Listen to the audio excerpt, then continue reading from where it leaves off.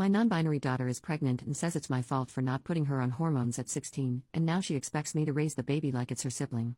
My daughter came to me at 16 and said she was non-binary, but only sometimes.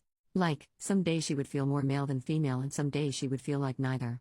She wanted me to ask her every day what day it was and then refer to her as that pronoun of the day. I told her that wasn't going to fly. Growing up, I spent a lot of time on LJ, LiveJournal, during the old Bun Self and Zen Self Zero Self days. People who think this is new to this generation are fooling themselves. I told her that I would call her the pronoun she wanted, and do my best to remember it day to day, but she was going to have to tell me what she wanted for that day. I wasn't going to play a daily guessing game. This went on for about a week or two until she finally seemed to grow tired or bored and just said I could call her her. Though she still identifies as non-binary. Fine. At least when it was going on she wanted she, he, or they. I'm sorry but I couldn't have done fox self/fox them with a straight face. So that's the pronoun story, and looking back where I think things started to go off the handle. Here's my real question. My daughter is now 18, pregnant, and seems to have lost her goddamned mind. Or I'm a jerk. You choose. This year has been a struggle. She wanted to take a break year before she goes to community college but can't keep a job.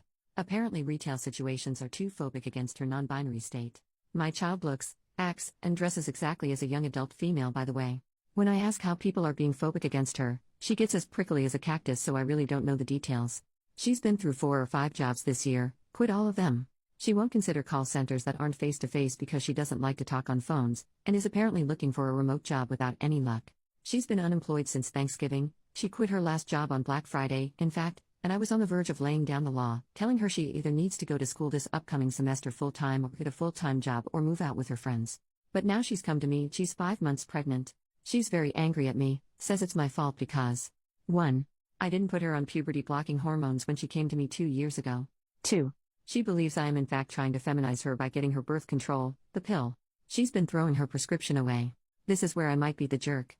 I called her a little idiot. We don't use that sort of language in my house, and I never call people names, especially my own child, but at that moment I could just see red. The hormone thing is a non-issue in my opinion because this is the first time I ever heard of her wanting hormones. What was I supposed to do? Go back in time? As for the birth control, it's also the first time I'm hearing anything about this. There are non-pill options that don't have estrogen. If that was her want, all she had to do was ask and I would have driven her to the doctor myself. Or she could have taken the car she has and done it. She has her own medical card even. Though to be fair, I don't know how she would have managed the copay without a job. I know for a fact her old high school gave out free rubbers like candy because her friends were always giggling over flavored sample packs and even blew a few of them up like balloons and left them around the house one time. She had all the birth control she could ever want and used none of it. It gets worse. We're way past the date of abortion. Again, I would have helped her if this had been her wish. We live in an abortion-protected state and can afford it. She's known she was pregnant since about 2 months and has come to think of her baby like a sibling. She expects me to raise it like it was mine. That this is my duty, in fact, because she says it is my refusal to accept her non-binary state that led to her being pregnant. So she was going to get a brother or sister and I was going to have another child. You can say my language grew sterner to versions of get your head out of your ass and congratulations, mommy, you have some hard decisions to make, and I said I would absolutely not raise her baby for her. She also refused to say who the father was. Now that I've cooled down, I'm really hoping she has a secret boyfriend. She does have some friends who were born male, but now also don't identify that way. We didn't even get there as I lost my mind when she said she thinks of her own baby as a sibling and wants me to raise it like my own child. She's locked herself in her room loudly wailing, I feel like crap warmed over. She's been in there for 12 hours, and as she has an attached bathroom, probably won't be coming out until she gets hungry. Considering it's been half a day I think she has snacks stored. I also don't know where to go from here. Being pregnant sucks and messes with your head, so I'd like to blame that in the fear she must be feeling, but I have the bad feeling I either raised a spoiled brat or someone with an emerging personality disorder. So I need to know from people who aren't emotionally involved, and maybe some people who are more in tune with this whole non-binary thing than I am. What do I do to help while also making her responsible for her own child? How can I help my daughter except she must do basically the most feminine thing you can do, give birth and possibly breastfeed, while being sensitive that she's non-binary? Am I just a big jerk here? Typing all this out it feels like my daughter is lost in crazy town. I'm still not raising her baby, but at what point do I drag a legal adult to the hospital? Edit, it's the middle of the night and she has decided to pack some of her clothes and stay with one of her friends. One who I suspect is the baby daddy. Before she left she told me that she already called the police and let them know that she was leaving of her own free will and was not in danger. Like I was going to report an 18-year-old adult as a runaway or something? It was insulting. I told her she needs to work out details if she wants to adopt with a father, and she was welcome back home when she had a plan in place. It was short because I heard her on the way out. I think she just meant to leave without saying anything. Thank you for your kind comments and advice, Reddit. I'm going to sleep. Update 10 days later, I took some time to update because I needed to get my head around it. It still doesn't make sense. My daughter finally unblocked me. She and the person who got her pregnant wanted to talk to me at a public place. We chose IHOP. Although I suspected I knew who her lover was, I was disappointed to find out because they have been a part of my daughter's friend group since high school and was the only one I ever had a problem with and kicked out of my house. They are trans now, but 2 years ago the friend group was watching a movie in the living room, and every time I'd pass by, he was a he then, would lock eyes with me and make really obnoxious, loud, orgasm sounds like that scene in Harry Met Sally. I told him to knock it off and grew sterner when he did it again. Then when I was in the kitchen, he somehow snuck up behind me and was miming jack-off movements with his hand. I turned around and caught him at it. He was still fully clothed, but it was startling and freaky. I kicked him out. So now I'll just call them sperm donor because that's what they are. I'm still calling my daughter and she because I still haven't been told not to by her otherwise. So get off my case on that. Anyway, the IHOP meeting was a shit show. Sperm donor sat with my daughter and went on the attack. Sperm donor's points were: 1. I was poisoning my daughter by making her take birth control. I only helped her get the prescription and would have done everything I could if I knew she didn't want to take the pill. There are other methods. 2. It will take years to fix my daughter after all I did. Not giving her hormones even though I had no idea that was what she wanted. She dropped even wanting to change her pronouns after a few weeks. 3. Abortion is a sin and I am a monster for suggesting it. It's past the date anyway. And 4. I am further abusing her by not taking care of the baby while she fixes herself. I guess they meant it as a temporary situation, which was also new to me. So apparently even though I'm an abusive monster, a bad mother, and so on, I'm even worse for not taking in their baby. At least no one suggested that I raise it like my daughter's sister anymore. That might have been my daughter's thought on it. Sperm donor did most of the talking while my daughter just sat and glared at me, nodding along. It was kind of a whirlwind. The donor pounded the table a few times, and even the waiter knew not to bother us after drinks. Lol. I'm surprised we weren't asked to leave. There was a lot said, mostly by the sperm donor who really seemed to be steering the ship. I asked why donor couldn't take care of the baby and the donor said their parents were even worse than me. I guess my daughter and the donor taking care of the child they created is out of the question. I told them that I would not be raising their baby for them and that adoption is the best bet. They said that if I don't agree to raise it, they'll make sure I'll never see the baby ever. I won't raise their child for them. So that's that, I guess. I feel so many flavors of worried and angry and then worried all over again. I've been around the block and it's never a great sign when the person you're with makes an enemy of your family. That's what sperm donor has done by painting me as an abuser and failed mother who also won't take in their baby. Sounds like the donor has cut themselves off from their own family too. So I'm worried my daughter is in a very controlling relationship with someone who convinced her to stop birth control because they think hormones are too feminizing somehow and that she needs to be fixed. But they still want me to raise their baby. I'm angry that my daughter can just hear this crap and nod along like, yeah, that makes total sense. She is not stupid. I think she's love-blinded. I'm sad and worried for the baby. A couple commenters suggested I wanted nothing to do with the baby because I wouldn't agree to raise it as my own. No, in a perfect world, I would want a normal grandmotherly relationship, or at least know that the child is safe and has been adopted into a loving family. I don't care what my daughter does with her gender or her body as long as she doesn't hurt herself. I want her to be in a happy relationship with someone who values her for who she is. Sperm donor kept using the word fix, which I see as another terrible sign. It's bad all around. My house is empty. It feels like my adult daughter has run off to join up with some weird church cult thing who tells her that up is down. That not using birth control, not getting an abortion and then expecting others to take care of the child is all a-okay. Oh, and that she's a problem and needs to be fixed. I texted her and said I would be there for her, but sperm donor was still not welcome in the house. I think I'm blocked again. She's a legal adult. I'm not sure what else I can do at this point. In my low points, part of me thinks maybe I should agree to take the baby and then immediately make sure it's adopted into a loving home. But I get the feeling that sperm donor won't make that easy, and right now my daughter does what he says. Also, I'm not sure if that plan is even possible. It sounds Hollywood. I have an appointment to speak with a counselor, but the soonest I could get is April. Some of my friends think I should take the baby in either to get them away from the parents or because they think it's my duty, or both. The only silver lining in this was that they both seem sober. I don't think there's substances of any sort involved. Am I reading this wrong? Am I the jerk here? OP left an update in a comment. I logged in and received a large amount of requests for an update. Unfortunately, I do not have one. I have not seen or heard from my daughter since the last meeting, and I believe she has changed her phone number. Our community isn't a large one, and I have heard through the grapevine she is staying with the sperm donor at one of the homeless camps out in the woods. As this is a haven for drugs and trafficking, this is a further concern. From what I've heard, she is pregnant. Myself and a few friends and family members have driven through the camp area a few times on the lookout for her, but it's very large and there aren't exactly marked roads. Also, recently other people have been shot at while walking their dogs around there, or riding ATVs, so every time we go, it's a huge risk. So that's it. I'm stuck hoping she's safe and under some kind of shelter, There are a lot of plywood houses and broken down RVs out there, and waiting to hear news when she has the baby. Yes, CPS and the local police are aware of my concerns. I'm worried the child will be born addicted because I don't know anyone who doesn't live out there who isn't a meth head. Thanks for all your concern. I'm unsure what I'll do when the baby is born. I might have to take in the baby after all just to make sure it doesn't live in that camp, and it may make me the jerk, but I am not looking forward to the hard work and drama that will come with it. New update, 4.5 months later, I posted another update in the comments a while back. It's on my account. Basically, my pregnant daughter shut me out of her life completely, and rumor had it she was living in a homeless camp with her weirdo lover out in the woods. It's a huge place, and me and friends searched a few times but weren't able to find her. It's also dangerous because there aren't laws out there, and the homeless shoot at ATV riders and hikers and send dogs after people who come too close to what they consider their territory.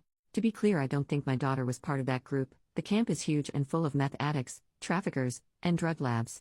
I did contact sperm donor's parents, and they have all but disowned him after very much the same disturbing behavior I outlined earlier, only geared toward their younger siblings. So that sucks. Back to the new news. All this shook out a couple weeks ago, but I hesitated to post because of my own emotions and the fact I know Reddit will be all over my ass for the deep anger, shame, and disappointment I have for my daughter.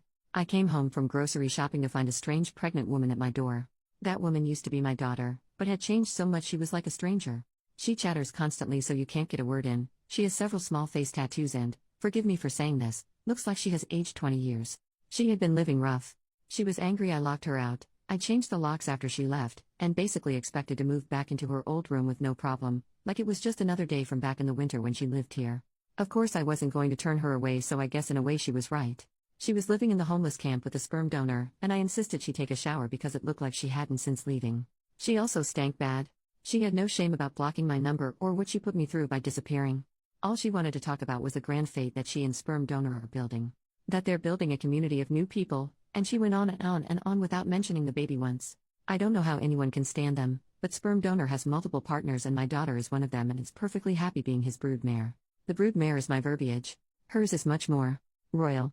Frankly, based on what she overshared, sperm donor seems like a complete love-making fiend. Finally I broke in and asked, and she said she had been to the doctor regularly. That was a lie, found out later, and all is well with the baby. At this point I knew she had to be on something. If she was awake, she was talking, and none of what she said had an end or a point. Also, a lot was from Crazy Town. What I got from her was that, again, she and several other ladies, and men, somehow, were to carry the next generation of new people. Yes, the men. Yes, biological men. Sperm donor was sort of the middle of the wheel with the spokes, was how she described it. I've met him before and I'm surprised he was able to get one girlfriend, much less whatever grouping is going on now. Anyway, sometimes she said she wanted to keep the baby, though she wouldn't tell me a plan to take care of and house it. I think she expected to stay with me, and sometimes she wanted to adopt it out, but not for the good of the baby but to spread the new people. This part is going to upset the internet, but the new people are apparently without gender expectations, and that was why she didn't know the baby's gender yet. Oh yeah, and also some of the wheel, her group, were empathic and they could communicate their feelings through the other world.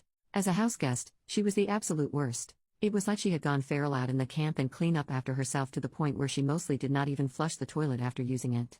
She ate everything, which was to expected, but never cleaned up after herself and kept asking. Asking is too mild of a word. She demanded for me to take her out to restaurants.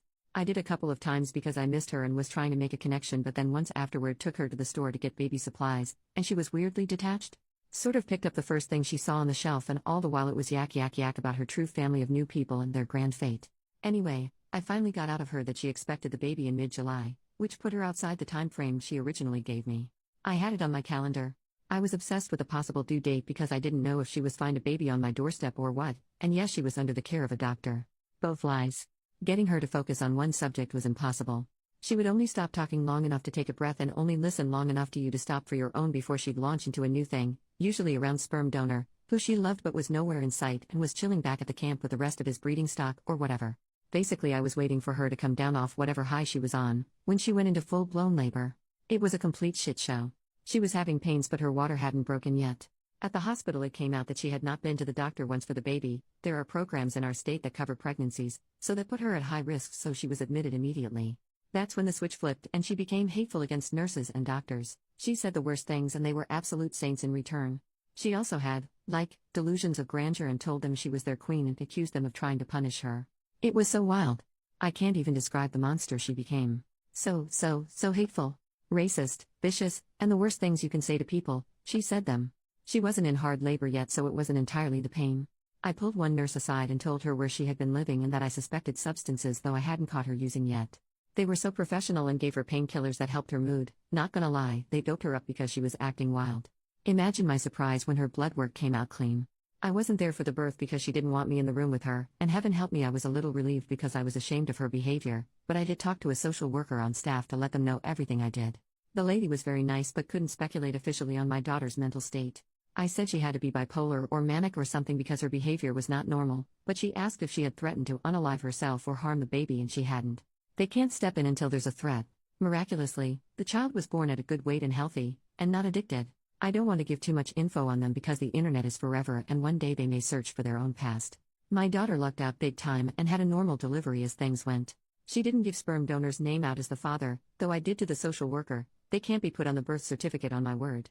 She up and left her baby that evening without officially checking out, without saying goodbye to me or her newborn. Because the hospital is a safe surrender point, she won't be charged for abandonment. CPS asked if I wanted to take the child, and though it tore me up, I said no. There are a lot of reasons for why. A big one is I don't want to be held hostage to my daughter's whims, and especially sperm donor. I don't want to be on the hook for more children which are likely coming. Also, look at my daughter. I did my best, and she still turned out this way. Maybe I shouldn't try again. I know getting a new family is almost the best thing that could have happened for the baby, even with problems with the foster system. It has to be better than the camp. But I feel like crap about it even now. I also suspect they'll have a sibling soon as my daughter can arrange it. I know my daughter is not well. I know she's in a cult and probably in danger, and also probably an abuser herself, based on the stories she casually dropped about other members. She is also a selfish liar, and it is luck or the grace of God or what have you that her baby was born healthy. She is rolling the dice on her life and the life of her future children. She's sick and under a fiend's control and now thinks she has magic thought powers, but she has some responsibility in this too. All the rest of the transgender stuff with her lover, and if she is non-binary or not from the past, doesn't matter. She's an adult and is making some bad choices. It's hard for me to type out, but the way she treated the hospital staff was so cruel. Seriously, I had to use a thesaurus to describe it because I can't even describe fully how bad it was. It showed me that whatever else, she thinks other people are below her. It's more than the mania. I'm just there to serve her, whenever she sees fit. She knew she would be giving birth soon, so she came home and expected me to take care of her. I did, of course, because she was 9 months pregnant. And the second she didn't have any more need of me, or the baby she had just given birth to, it was easy to take off again. I listened to her for days and she expressed no feelings of hope for the baby other than a vehicle to spread their movement. No worry about their future life, and no more comments on me raising them as a sibling. She made the choice to leave and go back to sperm donor's harem or will or whatever. Sick or not, I'm ashamed to have raised someone with these kinds of values. Mentally ill people aren't bad people, but she has gone beyond merely bad choices. I haven't totally written her off and she may come back to sanity, but since all indications are that I'm blocked again, I'm going to think long and hard about boundaries and possibly moving. I'm worried about one day finding a bunch of cultly weirdos on my porch. So that's it. I don't know what to do. It's not like I have the resources to pay someone to deprogram my daughter, and that sounds very Hollywood. I need a realistic goal. It's more than just a cult. She needs a checkup from the neck up, and I don't have a legal standing to do anything. At least the baby is safe. That's the one bright spot. Thoughts are welcome and, forgive me, any realistic suggestions, or just tell me if I'm way off base and I'm the jerk here. This has been a hell of a year and such a spiral. A year ago I had a somewhat of a slacker teenager under my roof. Now all of this.